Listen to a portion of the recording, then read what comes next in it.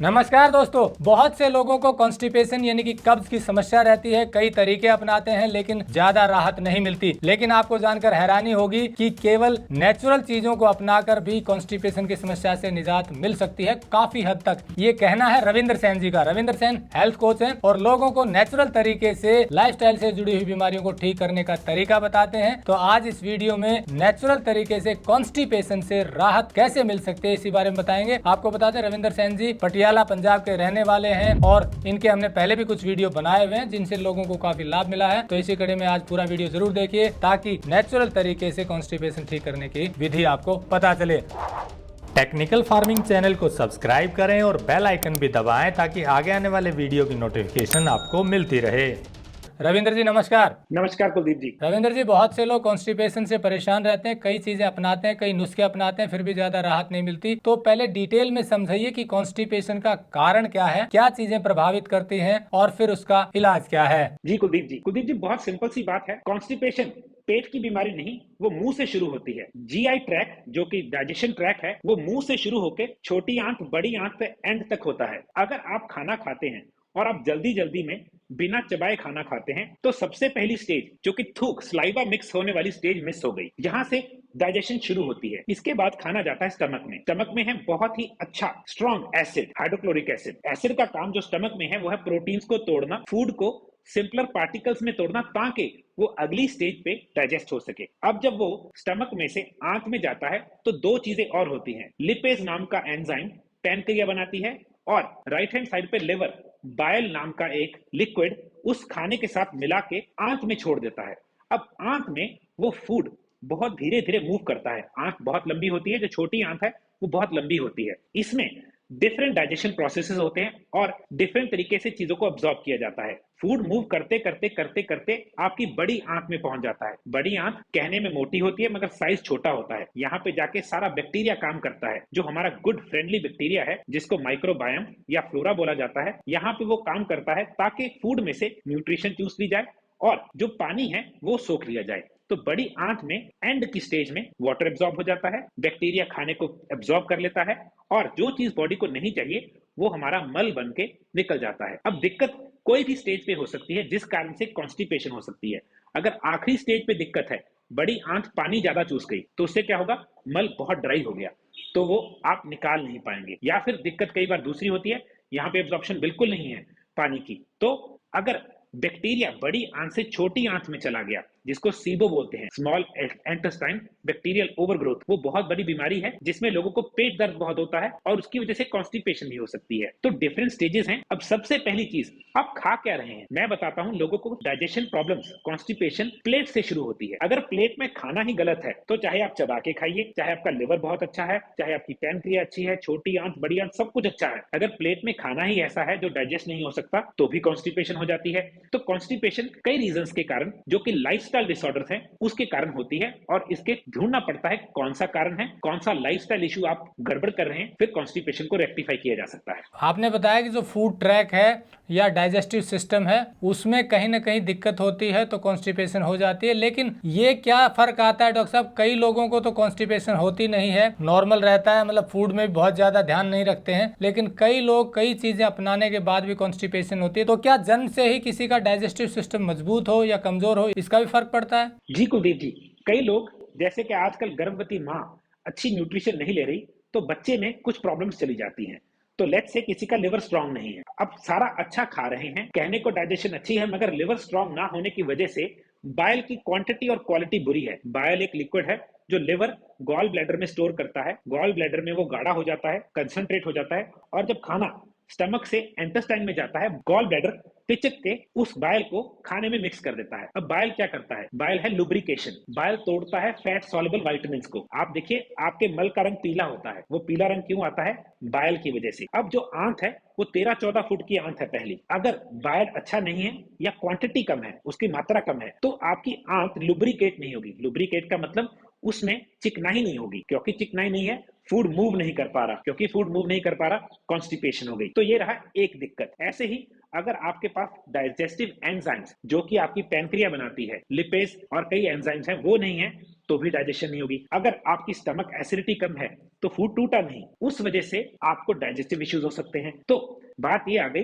कई लोगों को बिल्कुल कॉन्स्टिपेशन नहीं होती, कईयों को काफी हो जाती है। रीजन है लाइफस्टाइल, और उस लाइफस्टाइल की वजह से कोई ना कोई ऑर्गन, कोई ना कोई अंग अपना काम कम कर रहा है या बिल्कुल नहीं कर रहा, वहां से दिक्कत शुरू हो जाती है। इसका समाधान क्या है रविंद्र जी? क्योंकि कई लोग कई तरीके अपना लेते हैं, फिर भी बोलते हैं कि राहत नहीं मिलती, तो कहाँ से शुरू करें कि उनको राहत मिले नेचुरल तरीके से जो आप बताते हैं? जी, सबसे पहले हमें ढूंढना है क्या कारण है। अब पहला कारण कॉन्स्टिपेशन का है लो स्टमक बैक्टीरिया। हमारी स्टमक में अरबों खरबों बैक्टीरिया हैं जो फ्रेंडली बैक्टीरिया हैं, उनको माइक्रोबायम या फ्लोरा बोला जाता है। अगर आपकी स्टमक में माइक्रोबायम या फ्लोरा नहीं है तो क्या दिक्कत आती है? फाइबर हजम नहीं होता। अब बहुत बार एडवाइस ये दी जाती है कि फाइबर लीजिए, मगर फाइबर को खाता क्या है? Good bacteria. अगर आपके माइक्रोबायम नहीं है तो आपको सलाद खाने से या इसबगोल लेने से कॉन्स्टिपेशन बढ़ जाएगी। तो ये पहला साइन है आपके फ्लोरा नहीं है। तो अगर फ्लोरा नहीं है तो हमने सलाद या फाइबर रिच फूड कम खाना है। दूसरा कारण, अगर आपका लिवर अच्छा नहीं है, आपका बाइल अच्छा नहीं बन रहा, उस कारण से कॉन्स्टिपेशन हो सकती है। उसका सिंपल सा तरीका है, आपके मल का रंग अगर येलोइश है, पेल है, उसका मतलब बाइल कम है। उस केस में आप अपने लिवर को तंदुरुस्त करेंगे। सबसे अच्छा तरीका है लिवर को तंदुरुस्त करने का, खाना खाते ही सौंफ ले लीजिए और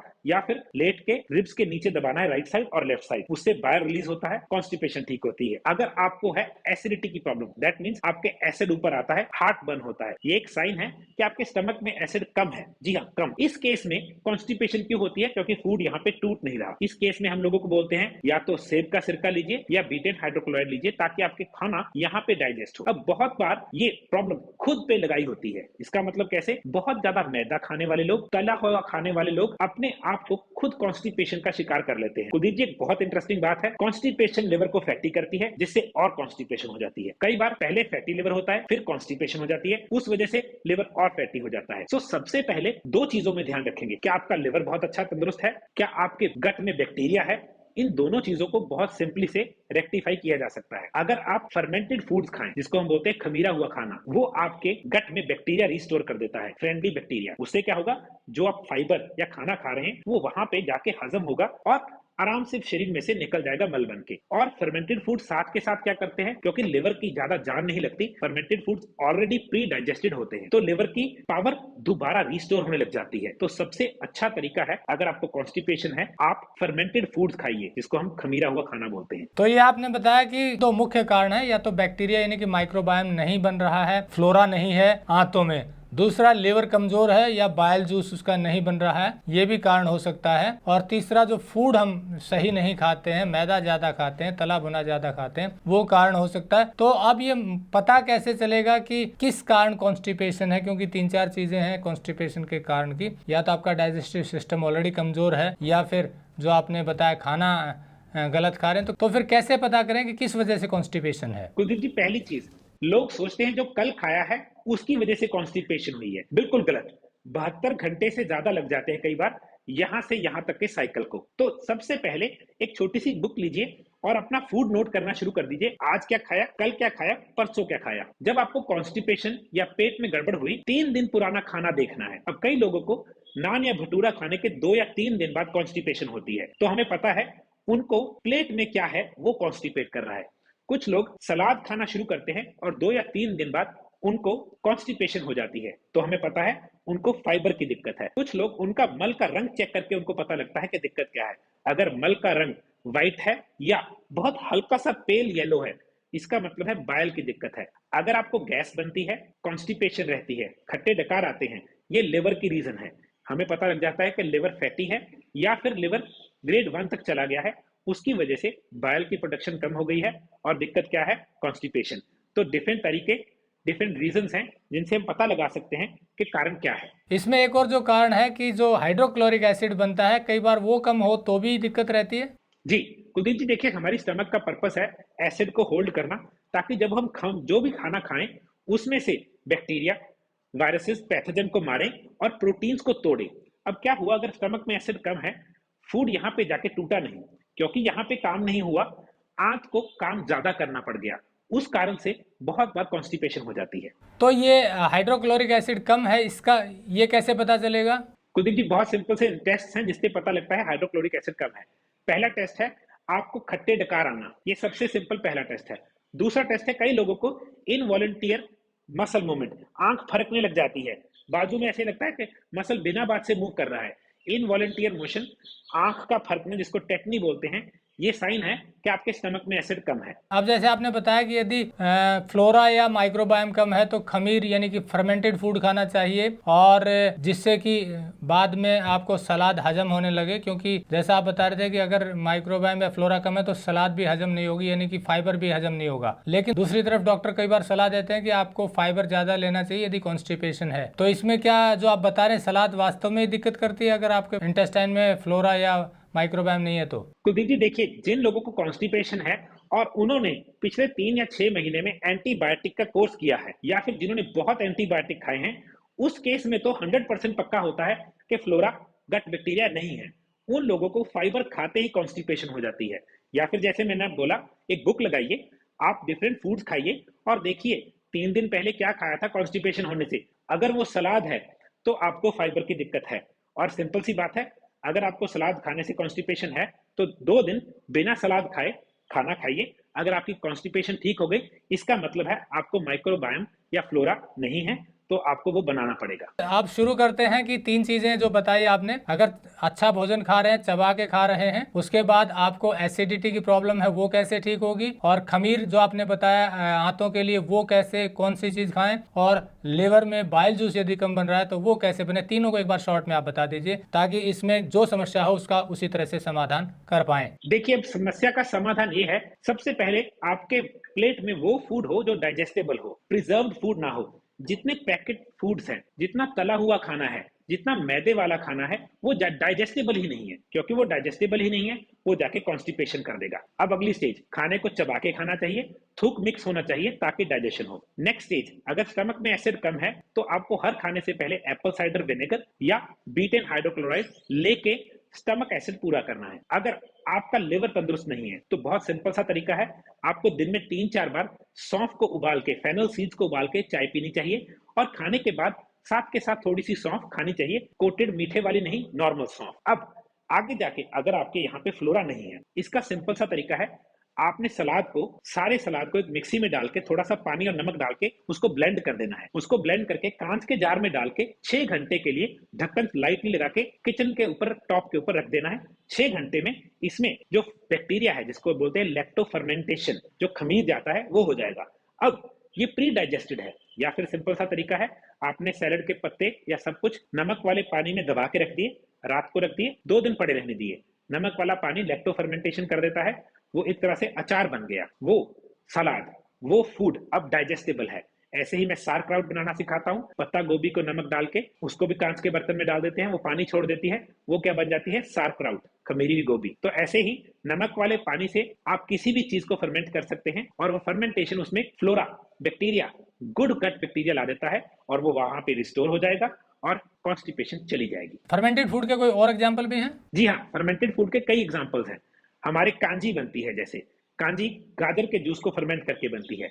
खमीरी हुई गोभी, जिसको सारक्राउट बोला जाता है, वो क्या है, फर्मेंटेड है। जितने लोग पहले अचार खाते थे नींबू का, आम का, वो फर्मेंटेशन है, तभी तो वो प्रिजर्व हो जाते हैं। और एग्जाम्पल्स हैं, कुछ लोग मिलेट्स को फर्मेंट करते हैं, अमली बना लेते हैं। दूसरा एग्जाम्पल है खीरे, पूरे पूरे खीरे लोग पानी में, नमक वाले पानी में डिबो देते हैं, वो खीरा फर्मेंट हो जाता है। ऐसे ही किमची एक कोरियन डिश है, वो क्या है, फर्मेंटेड सब्जियां। तो फर्मेंट कोई भी चीज की जा सकती है, एज लॉन्ग एज उसमें हवा ना लगे या वो पानी में डूबी रहे। तो फर्मेंटेशन से बहुत अच्छा बैक्टीरिया आता है और वो गट बैक्टीरिया को रिस्टोर कर देता है। तो ये तो हो गया अगर आपको गट बैक्टीरिया कमजोर है, यानी कि फ्लोरा कमजोर है, या आपको माइक्रोबायोम नहीं है, तो गट में जाके ये बढ़ाता है। अब तीसरी बात आ गई जी लीवर की, उसके लिए और शॉर्ट में बता दीजिए कैसे मजबूत करें, बाइल कैसे अच्छा बने। लिवर को तंदुरुस्त करने के लिए 3-4 आयुर्वेदिक हर्ब्स हैं जो कि बहुत ही अच्छी हैं। सबसे पहले भूमि आंवला। भूमि आंवला बहुत सालों से, हजारों सालों से जॉन्डिस के केसेस में, लिवर की दिक्कतों में दिया जाता था। नेक्स्ट चीज है कुटकी। कुटकी एक हमारी आयुर्वेदिक हर्ब है जो लिवर की बीमारियों में अमृत की तरह काम करती है। तीसरी आयुर्वेदिक हर्ब है कालमेघ। कालमेघ एक ऐसी हर्ब है, एक ऐसी जड़ी बूटी है जो सोए हुए लिवर को जगा देती है। चौथी चीज मिल्क थिसल। ये एक फूल है जो कि कहीं भी उग जाता है, पिंक से रंग का फूल होता है। ये सोए हुए लिवर को जगाने की शक्ति रखता है। बेसिकली लिवर बहुत आसानी से रिवाइव हो जाता है, दोबारा जाग जाता है। ये अकेला एक अंग है हमारे शरीर में जो 100% ठीक हो सकता है, प्रोवाइडिंग आपकी डाइट ठीक हो और आप अच्छी हर्ब्स लेते हो, तो ये चीजें लिवर को हेल्दी करती हैं। एक और चीज है जिससे हम लिवर को स्टिमुलेट एक्टिव कर सकते हैं, वो है मसाज। आपने लेट जाना है पीठ के बल और यहाँ पे रिब्स के नीचे ऐसे मसाज करनी है, अंदर से लेके बाहर तक, पहले राइट साइड पे फिर लेफ्ट साइड पे। इसको करते ही जहां पे आपको पेन फील होती है वहां पे थोड़ी सी मसाज कीजिए, लिवर को एक्टिवेट कीजिए और उल्टी साइड पैंक्रिया को एक्टिवेट कीजिए, आपके लिवर को बहुत हेल्प मिलेगी। क्या आप जानते हैं कि लिवर हमारे शरीर में 500 से ज्यादा कामों के लिए जिम्मेदार है। इसीलिए लिवर का फिट रहना बेहद जरूरी है और लिवर को फिट रखने में मदद करता है फिट लिवर। फिट लिवर एक लिवर डिटॉक्स सप्लीमेंट है जिसमें एंटीऑक्सीडेंट्स और एंटी इंफ्लेमेटरी प्रॉपर्टीज हैं। ये नेचुरल जड़ी बूटियों से बनाया गया है। इसमें मिल्क थीसल, डैंडेलियन, कुटकी, पुनर्नवा, भूमि आंवला और प्रोबायोटिक्स हैं। मिल्क थीसल लीवर को डिटॉक्स करता है, डैंडेलियन लीवर के फंक्शन को तेज करता है और बाइल जूस का प्रोडक्शन बढ़ाता है जिससे डाइजेशन ठीक रहता है। कुटकी लीवर को क्लिंज करती है, पुनर्नवा लीवर टिश्यू को मजबूती देता है, भूमि आंवला लीवर को स्वस्थ रखने में मदद करता है। प्रोबायोटिक्स गट माइक्रोबायोम को बढ़ाता है जो आंतों के साथ साथ लीवर को भी स्वस्थ रखते हैं। इसके साथ ही ये डाइजेशन की समस्या को भी ठीक करता है और ये सारी चीजें हैं फिट लीवर की एक टैबलेट में। तो आज ही भोजन के बाद फाइटिका फिट लीवर की एक टैबलेट लेना शुरू कीजिए और लीवर को मजबूत बनाइए। फिट लीवर की टैबलेट मंगवाने के लिए लिंक डिस्क्रिप्शन में दिया गया है। अब एक चौथी बात और रहेगी रविंद्र जी, पानी जो है इनटेक बढ़ाने के लिए बोला जाता है अक्सर डॉक्टर के द्वारा जब कॉन्स्टिपेशन होती है, तो वो कितना और किन को बढ़ाना चाहिए? देखिए, कई लोगों को इस वजह से कॉन्स्टिपेशन हो जाती है कि उनकी जो बड़ी आंत है वो पानी ज्यादा सक कर रही है, तो मल ड्राई होने की वजह से बाहर नहीं निकल रहा। इस केस में डॉक्टर आपको बोलता है पानी बढ़ाइए, मगर याद रखिएगा जो पानी आरओ से निकला है उसमें असली चीज मिसिंग है, नमक और इलेक्ट्रोलाइट्स। इस केस में अगर आप इलेक्ट्रोलाइट्स वाला पानी लेंगे आपको ज्यादा हेल्प करेगा।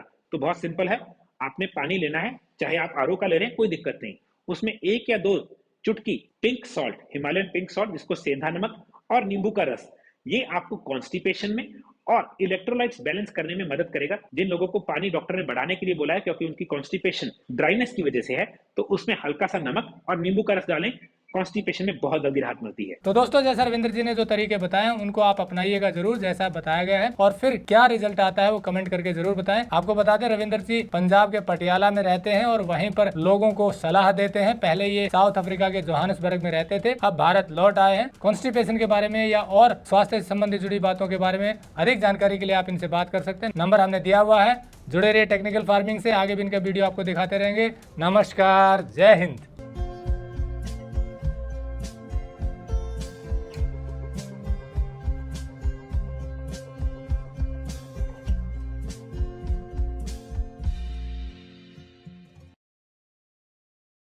अगर आपको यह वीडियो पसंद आया है तो ज्यादा से ज्यादा लाइक और शेयर जरूर करें। साथ ही चैनल को सब्सक्राइब करना ना भूलें।